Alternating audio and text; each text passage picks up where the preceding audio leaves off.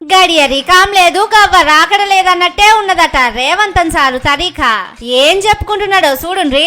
కానీ నేను మీ అందరికి అందుబాటులో ఉన్న ప్రజాప్రతినిధులకు 14 నెలలలో ఏ ఒక్క రోజైనా నేను సెలవు తీసుకున్నానా? ఏ ఒక్క రోజైనా ఎవరైనా వస్తే కలవలేదా? ఇదే మొదలు కాదు, ఈడికే 10 మాటలు చెప్పుకున్నాడు సారు. నేను రోజుకు 18 గంటలు పని చేస్తున్నా, రోజుకు 24 గంటలు పని చేస్తున్నానని చెప్తానే ఉన్నాడు. రాత్రి లేదు పగలు లేదు 24 గంటలు రాష్ట్రం కోసమే పనిచేస్తున్నానని చెప్పుకుంటాడు. ఎవ్వలొచ్చినా కలుస్తానని అంటాడు. కానీ ఇంటికి కిలోమీటర్ దూరంలోనే కంచెలేసిరి. కలుసుడు కాదు, కనీసం ప్యాలెస్ మోకాన కూడా చూడనిస్తలేరు పోలీసోళ్ళు. పబ్లిక్ కాంచెల్లి ఎమ్మెల్యేల దాకా ఎవ్వలొచ్చినా అట్లనే ఉన్నదట పరిస్థితి.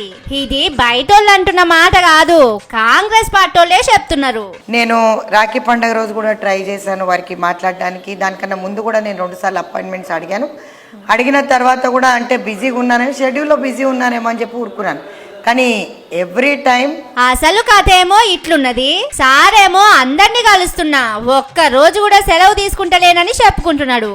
కానీ ఒక్క రోజు కూడా బడికి సెలవు పెట్టకుండా పోయి ఫస్ట్ ర్యాంకు రాకుంటే ఎట్లా చెప్పుండ్రి? సరే ర్యాంకు రాకపోతే రాకపాయే, కనీసం ప్యాసన్న కావాలి కదా.